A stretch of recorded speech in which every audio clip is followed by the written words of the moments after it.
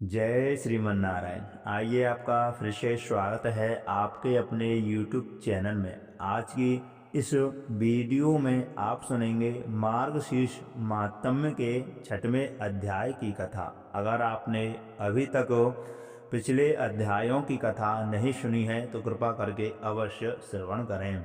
जो भी भक्त सच्ची श्रद्धा और निष्ठा के साथ कार्तिक मास महात्म्य के अध्यायों की कथा श्रवण करता है तो उसे भगवान विष्णु के वैकुंठ लोक की प्राप्ति होती है। तो आइए प्रिय भक्तों, कथा प्रारंभ करते हैं। तो बोलिए विष्णु भगवान की जय।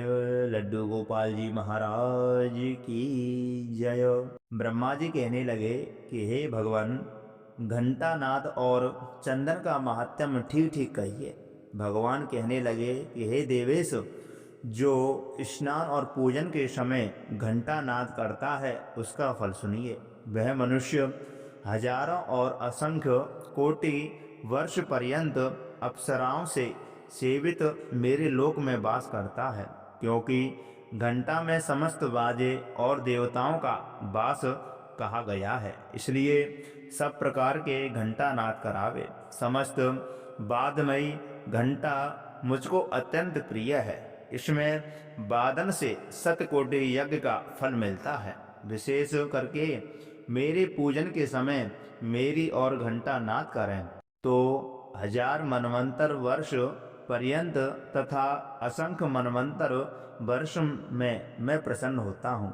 मृदंग और शंखनाद के प्रणव ओंकार ध्वनि को मिलाकर के अर्थात ओंकार ध्वनि को करता हुआ मेरा पूजन करता है, वह निरंतर मोक्ष को प्राप्त होता है। हे पुत्र, जिस जगह मेरे सामने नाद से युक्त वैष्णवों से पूजित घंटा स्थित रहता है, वहां पर मुझको ही स्थित समझो। जो मेरे सामने गरुण के चिन्ह से युक्त अथवा सुदर्शन चक्र से चिन्ह से युक्त घंटा को स्थिर करता है, उसके सब पापों को मैं हर लेता हूँ। जो मेरे पूजन के समय घंटा नाद करता है, उसके 100 जन्मों के पापों को मैं हर लेता हूँ। जो मेरे पूजन के समय अथवा शयन के समय घंटा नाद करता है, उसको कोटि गुना फल मिलता है। जो मनुष्य गरुड़ पर स्थित शंख चक्र गदा पद्म से युक्त तथा लक्ष्मी से युक्त मुझ देवेश का पूजन करता है, उनको देवता दर्शन, व्रत, दान, उपवास और तीर्थ आदि करने की कोई आवश्यकता नहीं रहती। जो मनुष्य कली में गरुड़ के ऊपर मेरी मूर्ति स्थापित करेंगे, वह कल्प कोटि वर्ष पर्यंत वास के लिए मेरे पद को जाएंगे। जो मेरे सामने मंदिर में या घर में गरुड़ से युक्त घंटा को स्थापित करते हैं, वहां पर सहस्रों कोटि देवता और तीर्थवास करते हैं। जो एकादशी को तथा रात्रि को मेरी वासना से युक्त होकर के गरुड़ पर स्थित मेरी पूजा करता है, वह धन्य है।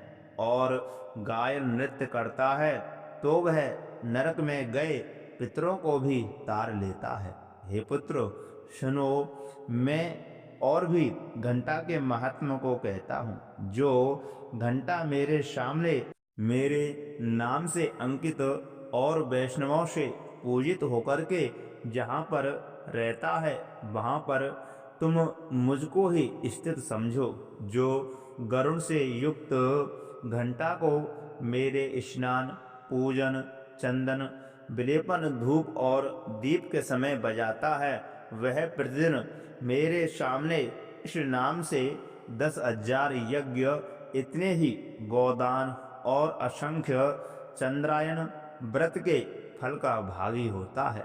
घंटा नाद के साथ विधि से रहित भी पूजा सफल होती है और मेरा परम पद प्राप्त होता है। गरुण से चिन्हित तथा चक्र से चिन्हित घंटा कोटि जन्म के भय को नाश करता है।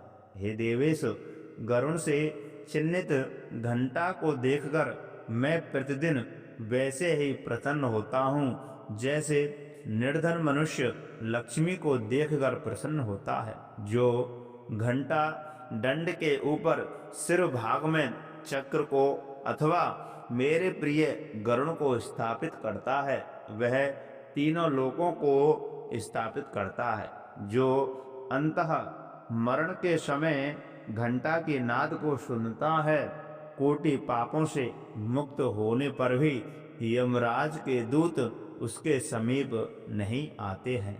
हे पुत्र, घंटा नाद से समस्त पाप नष्ट हो जाते हैं और देवताओं, रुद्रों तथा पुत्रों के उत्सव का कारण होता है।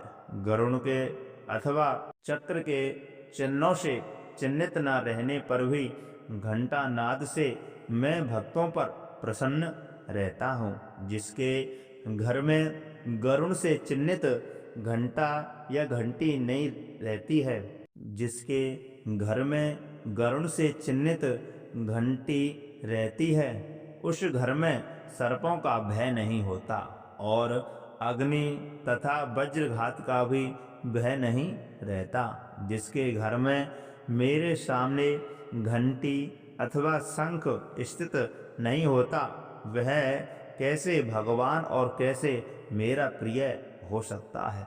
अब मैं चंदन का महात्म तुमसे कहता हूँ, जिसको मेरे अर्पण करने से निसंदेह मुझे अत्यंत प्रसन्नता होती है।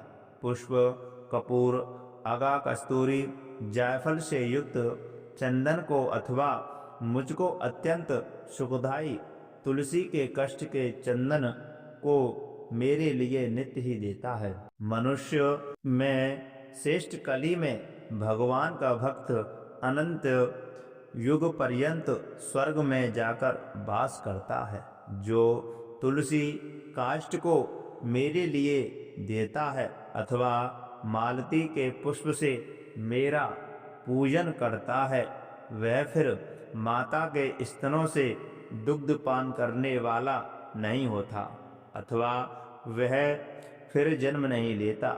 मैं तुलसी काष्ठ के चंदन को अर्पण करने से 100 जन्मों में किए हुए पापों को नष्ट कर देता हूँ, क्योंकि समस्त देवताओं को तुलसी काष्ठ का चंदन अति प्रिय है। वैसे ही पितरों को भी विशेष करके अति प्रिय है।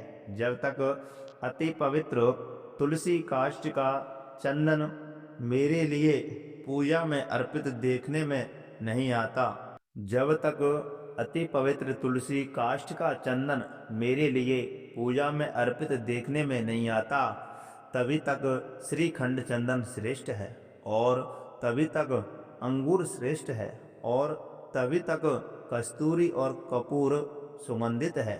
जो लोग कलयुग में मेरे लिए मार्गशीर्ष मास में तुलसी काष्ठ का चंदन देते हैं, वे कृतार्थ हो जाते हैं, इसमें कोई संदेह नहीं है। जो भगवान होकर के कलयुग में मार्गशीर्ष मास में तुलसी काष्ठ के चंदन को नहीं देता है, वह मनुष्य भगवान का भक्त नहीं है। जो मार्गशीर्ष मास में कुमकुम, अंगूर, कस्तूरी, श्रीखंड और चंदन से मेरे शरीर में लेप करता है, वह कोटि कल्प पर्यंत स्वर्ग में वास करता है। जो कपूर, अंगूर को मिलाकर के चंदन से और मुझको विशेष रूप से प्रिय कस्तूरी से लेपन करता है, सौर शंख में चंदन भर करके उस चंदन से मेरे लेपन करता है, तो मैं उससे 100 वर्ष के लिए प्रीति करता हूँ। जो सदैव मार्गशीर्ष मास में भक्ति पूर्वक तुलसी पत्रों से तथा आंवलों से मेरी नित्य सेवा करता है, वह इच्छित फल का भागी होता है।